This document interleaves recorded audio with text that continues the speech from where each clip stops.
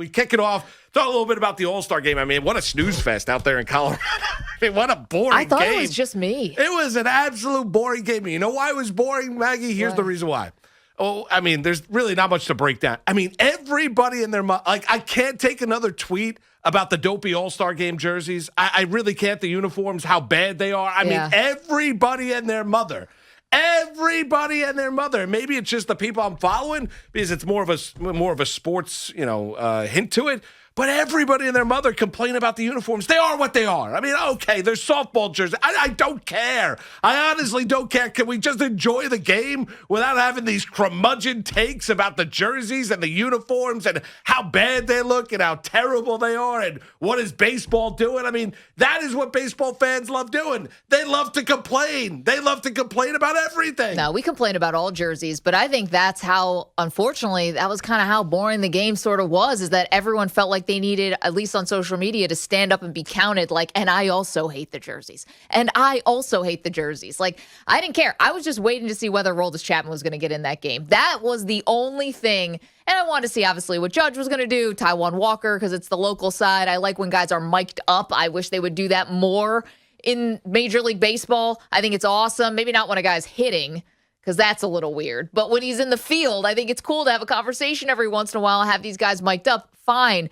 But I was just waiting for Aroldis Chapman. When's he coming in? When's he coming in? They put the camera on him. He's got the, the supporting Cuba sign on his hat. Definitely much more important that he makes that statement and supporting people in Cuba who are protesting than anything he'll do on the baseball diamond. But I'm waiting for him to come in. This is a guy in his last 10 starts who has an over 18 ERA. We're trying to figure out what's wrong with Chapman. Were we going to see him in that game last night? And it turns out he was like, I'm going to pass. Yeah, which I don't blame him. I mean, I don't blame him. I really don't. We mentioned it yesterday about whether or not he was going to get an appearance. I think we both said, yeah, we'd like to see him. It didn't bother me that he didn't pitch. It's just a missed opportunity, isn't it? I don't know. I don't know if it is. I really don't. If he pitches well in the All-Star game and throws a shutout inning and has 2 strikeouts, you all of a sudden think Aroldis Chapman is fixed and he's ready to go Thursday night against the Boston Red Sox. I don't know if I do. He could find it, I don't know. But see, here's the thing. Because I still have the fear of God of him imploding once again and walking the bases loaded and trying to hold on to a lead and having yet another monumental Yankee collapse. Okay, but hold on a second. So, yes, it's a big stage because it's the All-Star game. I get that. Exhibition. But exactly, it doesn't count. Right, so what does it matter? No, I'm saying, what if he was able to find himself, anything, unlock some nugget where it's like, all right, maybe I did something right here. Maybe I could build off of it. It actually matters when he's going to be facing the Red Sox. So, like, if anything you can do to try to, like, get back in your rhythm, yeah, you risk him going out there and imploding, but then you just take him out of the game. I thought in the 6th inning, something like that, sneak in Aroldis Chapman. Well, they weren't checking the pitchers last night, so he could have been able to use the spider tack. It would have been great. He could find a new place to hide it. No. Whatever. They weren't checking anybody. I get the point that you're making. I don't know. I mean, I wanted to see a more entertaining game than it turned out to be. I wasn't, unlike you, Maggie, I wasn't really kind of waiting for Chapman to pitch. If he pitched, fine. If he didn't, he didn't. I know Kevin Cash asked, he's like, I'm good.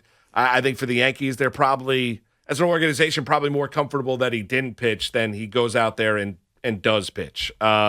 Based on how the first half came to an end, how he was unavailable, basically unavailable against the Astros. I know he was warming up in the bullpen when Cole was on the mound on Saturday night. Coming in. He was not coming in the game. I totally agree with you. And the Yankees didn't want to use him, in that series. The last straw they gave him was when they put him in that 12-1 game, and he still walked the bases loaded before getting himself out of it. I think the Yankees said, well, you know what? He needs a little bit of time.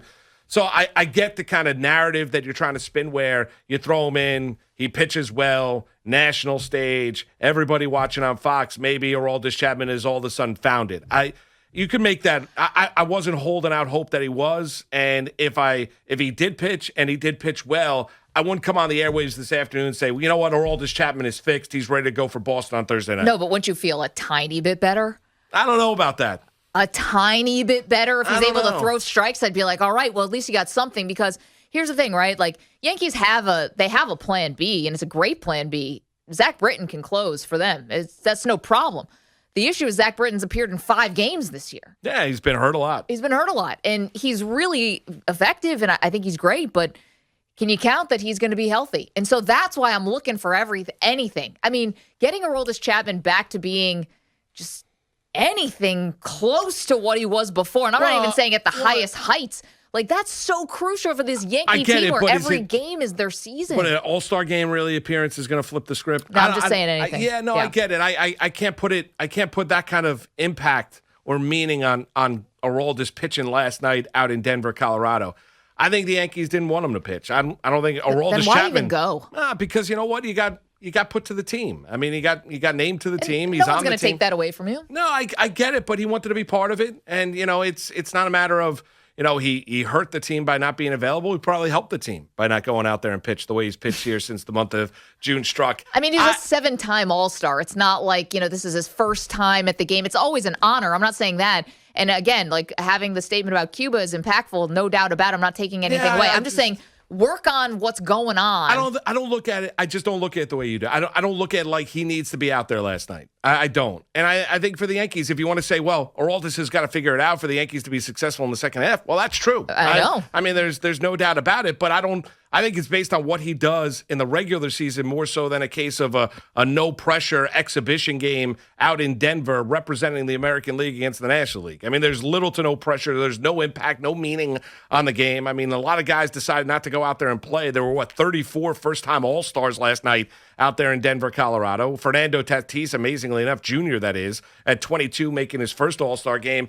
It was kind of a snooze fest of a game. I didn't put that kind of impact on it for Chapman, where I needed to see the big lefty closer get on the mound for representing the American League last night. Now, you want to look at the second half? Yeah, they're going to need all hands on deck. They're going to need Aroldis to – it doesn't have to be what he was the first 6-7 weeks of this regular season, but he can't be the dumpster fire that he has been for the last 5 weeks of this regular season before going into the All-Star break. Can't be that. You need Garrett Cole to be more so what he was against Houston on Saturday night. And you're going to need this offense to be a good situational hitting team at times, along with the power that that can come from the middle part of the order. No doubt. I mean, this is such an important stretch for them as well. Like, we've talked about how the 8 against Boston, the 2 against Philly, and the 3 against Tampa Bay that all happened before the All-Star game. This is really going to determine where the Yankees go this season and whether 2021 is a complete bust for them or whether or not they can get themselves back in this race and back in being competitive. And so, not to harp on it, but Chapman is everything here. And I'm not just going to bibbity bobbity boo think that he's going to find it. What is he out in Colorado? He's spending time there, which is fine. He's right. He wants to go, but he's not even pitching in the game. Are you working actively on what's going on? Or do you just think that the time away is going to be what helps him? I don't know what the Yankees' plan is. None of us do. But is he out there in contact with Matt Blake or whoever needs to be on Aroldis Chapman to try to figure this out? He's just too important. That's all I'm saying. He's too important. Well, of course he's important, but I think there's a lot of ways to get there. I don't know if paralysis by analysis is that the way that Aroldis Chapman needs to go. They've worked on the mechanics. We've talked to Ricky Ricardo. He's talked about that in the bullpen, working with Mike Harkey. He's had issues at times where he'll go through a 3 or 4 week struggle during the course of the regular season. This is more than that. We know the crackdown on the sticky substances in Major League Baseball, but I think probably just the mental break. I don't know if him continuing to throw a bullpen or representing the American League last night. I think Aroldis Chapman, he's working through some things. The velocity was only at 96, 97 miles an hour. He wasn't throwing at 101. We know that Aaron Boone came out. He didn't think anybody on his staff was using the hard stuff, but guys on that staff were using substances on the baseball. We know Garrett Cole was, and he tries to redefine himself once again as a starter here, second year of that contract. And same thing can be said for Aroldis Chapman. So you want to talk about his key? No doubt. He's got to pitch well in the second half if the Yankees are going to make it to October and be a postseason team coming out of the American League East. Without a question. Mm-hmm. Do they have a backup plan with Britton? They do. So all eyes are not just clearly on him, but he would help matters if he returns to his dominant form. But the Yankees also need a lot of other dominoes to fall in this second half to go on the necessary run they're going to have to go on and maybe get strengthened by Brian Cashman come July 31st as well. But they got to show some life. I mean, it gets going tomorrow night against the Boston Red Sox. I mean, they got to show a little life here. The 0-6 against Boston this year. They've gotten swept in the 2 series that they faced them. 11 of the first 13 games are against the Red Sox and the Tampa Bay Rays. And they're chasing both of them. So they got to show a little bit of life here, because if they don't show any life, I don't think Brian Cashman's going to go and kick the tires on Story with Colorado, or, kick the tires on adding another starter to this team, or do what he feels he needs to. This team needs to show that they deserve to be strengthened. Well, the interesting thing, though, is they already pulled the urgency card. Aaron Boone already pulled the urgency card. Well, that was before the Angels. Yes. Right? Pulled that card. Our season's on the line after the last series they got swept by Boston. But then he patted him on the back after the game. Well, okay, so again, my point, right? He played the card. So after the All-Star break, do you play the same card? All right, guys, I said before, our season's on the line every day, but now I mean it. What do you say to them to get the urgency across to this team? Well, I would hope they'd have the professional pride, wouldn't you? Yeah, of course, but that hasn't worked so far. Well, to put them on a sustained run, you know what I mean? I know, I understand. I think the talk is done. How many more pep talks do you need? I mean, Brian Cashman's come out. Hal Steinbrenner's come out. How many times do you need to hear from Aaron Boone? Boone's not getting fired. Cashman is throwing his full confidence behind Boone and this coaching staff. I mean, the talk is done. It's a matter of, it's a results-oriented business. So you got to look at what this team does on the field. And if the results don't follow, they're not going to get strengthened. I don't think Aaron Boone having a closed-door meeting, or Aaron Boone drawing the line in the sand once again to the media before a series against the Boston Red Sox, I don't think that's going to do much for this team. I really don't. How many times they already had a players-only meeting called by Aaron Judge, so all of that to me goes out the window. It really does. I don't need to hear it anymore. I don't think a Yankee fan needs to hear it anymore. It's been flushed down the toilet by this team in the past. Now it's a matter of, everyone's told you it's on the players, so go out there and do it. You think you're a good baseball team? You think this is a championship team? You have Judge and Stan doing commercials. Go out there and win some baseball games. Get yourself back into this race here in the second half. It's on the players. Everyone's told us it's on the players. Boone is not at fault for anything. So it's all on the players. Go win. On second watch of that commercial, I like it. I mean, it's fine. It's funny. It's okay. They're good together. Yeah, they're fine. I mean, they're not like great actors. This is no Eli Manning we're talking about. What are they, like Abbott and Costello? They're a good tandem. It's not Eli and Odell. Work in the room. But that was cute. It was fine. Yeah. Which is funny because they say that the Yankees, don't have this big personality and stuff like that, but they got a cute commercial going.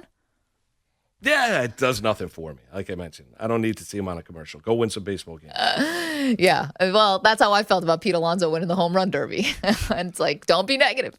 Well, no. The Yankees, I mean, the Mets are in first place, though. I know. The Mets there's nobody that's running the Mets down in the National League East. There's a complete different story when you look at the two local teams here in New York, where you can feel a lot differently if you're a Met fan as compared to being a Yankee fan. No. Mets are not going anywhere. I know. Nor is anyone chasing them down. Phillies and Joe Girardi, that team's chasing them down. Is he the gonna Atlanta last a Braves year? without Acuna, that team's chasing them down. How about the Washington Nationals? They're going to go do it? Come on. I was worried about the Nationals, but then unfortunately Schwarber got hurt. But yes. It is interesting for the Yankees because if there is, obviously, you're right, there's no magic meeting that they can have, right? There's no magic thing. And I don't want to hear about them anymore. Well, I really don't. But they said talk is cheap like a month and a half ago and kept talking. I get it, but I don't want to hear about any players-only meeting. I don't want to hear about manager Aaron Boone. I don't want to hear the chance of fire Boone at the stadium. Honestly, it means nothing.